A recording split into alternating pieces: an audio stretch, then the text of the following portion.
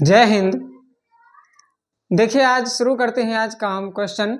Exercise 2.4 का question number 3 है। हमें फाइंड करना है। फाइंड जो करना है इसमें हमें डेसिमल नंबर का मल्टीप्लिकेशन करना है और जो मल्टीप्लिकेशन करना है वो 10 से करना है, 100 से करना है और 1000 से करना है। तो आइए देखते हैं जब इन नंबर्स के साथ जैसे 10, 1000, 100, 10,000 अगर हम इन सभी नंबर्स के साथ में मल्टीप्लाई करते हैं तो हमें रिजल्ट इसका कैसे मिलता है, इसका मल्टीप्लाई कैसे किया जाता है, आइए देखते हैं इस क्वेश्चन के माध्यम से। देखिए फर्स्ट क्वेश्चन है 1.3 मल्टीप्लाई 10। देखिए जब हम 10 से मल्टीप्लाई करते हैं किसी नंबर में और डेसिमल नंबर में जब हम मल्टीप्लाई करते हैं तो 10 में देखिए यहाँ एक जीरो है तो ये कितना हो जाएगा, ये हो जाएगा 13। अब आप कहेंगे 13 कैसे हुआ, क्योंकि इसमें एक जीरो है इसलिए यहाँ जो डेसिमल है वो एक नंबर यानी एक डिजिट दाहिनी तरफ चला जाता है। तो अब जब यहाँ से दाहिने जाएगा तो मतलब यहाँ पर डेसिमल पहुँच गया। अब यहाँ डेसिमल पहुँचने के बाद में आगे कोई नंबर नहीं है इसलिए हमें डेसिमल लगाने की ज़रूरत अब नहीं है, इसका सीधा आंसर हो जाएगा 13।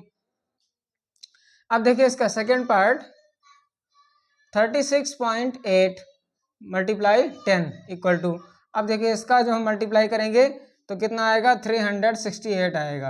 अब आप कहेंगे 368 कैसे आएगा, डेसिमल कहाँ गया, तो वही यहाँ पर जब मल्टीप्लाई किया हमने तो डेसिमल, क्योंकि यहाँ एक जीरो है इसलिए एक अंक यहाँ से दाहिनी तरफ खिसक जाएगा और 8 के बाद में जाने के बाद में डेसिमल की कोई वैल्यू नहीं रह जाएगी क्योंकि आगे कोई भी डिजिट नहीं है। तो इसका आंसर होगा 368। अब देखिए एक और क्वेश्चन 168, यह है पार्ट फोर्थ। देखिए हमने थर्ड पार्ट नहीं बताया क्योंकि बिल्कुल सेम इसी तरह का क्वेश्चन है, इसको भी ज़रूरत नहीं थी लगाने की लेकिन हमने इसको लिख दिया है। चलो इसको कर देते हैं सॉल्व।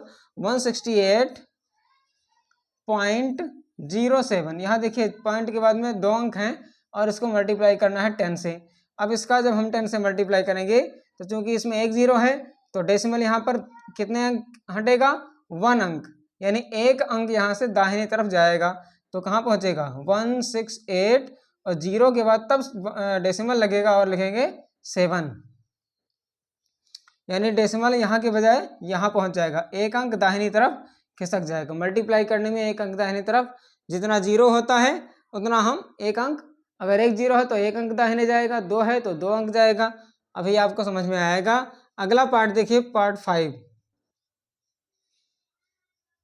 31.1 मल्टीप्लाई 100।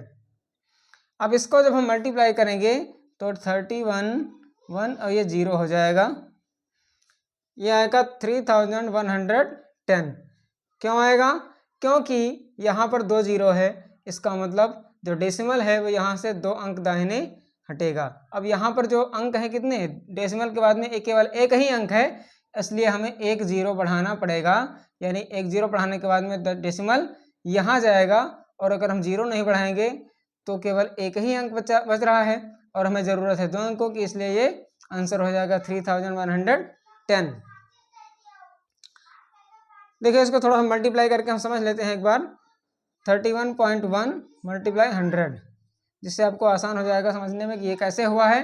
तो जीरो से अगर तीनों में मल्टीप्लाई करें तो 3 बार जीरो हो गया, फिर जीरो से करेंगे फिर 3 बार जीरो हो गया, फिर 1 से करेंगे तो 1 1 जा 1, 1 1 जा 1, 1 3 जा 3।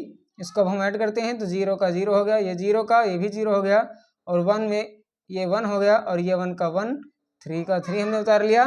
अब यहाँ देखिए एक अंक के बाद में पॉइंट लगा है, हम यहाँ पर लगाएंगे पॉइंट। देखिए आंसर कितना आया 3110, यही आंसर हमने यहाँ आपको बताया था। तो हमको यहाँ समझने की ज़रूरत है कि जितने अंक हैं 10 है तो एक अंक और 100 है तो दो अंक, वहाँ पर यहाँ से हमें दाहिने तरफ हटाना है। अब देखते हैं इसका पार्ट अगला। पार्ट इसका 6 है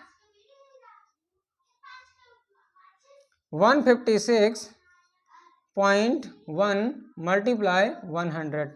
अब देखिए यहाँ पर भी दो जीरो हैं यहाँ पर, इसलिए अंक ये पॉइंट जो है ये दो अंक जाएगा। तो अभी यहाँ 1 5 6 और 1 तो हो गया, लेकिन अभी एक अंक कम पड़ रहा है, एक ही अंक हमको मिला है तो उसके लिए हम यहाँ लगाएंगे जीरो। आगे हमें पॉइंट लगाने की ज़रूरत नहीं है, क्योंकि हम आगे पॉइंट करके 0 0 कर सकते हैं, लेकिन उसकी कोई वैल्यू नहीं होगी। अब देखते हैं अगला पार्ट 7th 3.62 मल्टीप्लाई 100।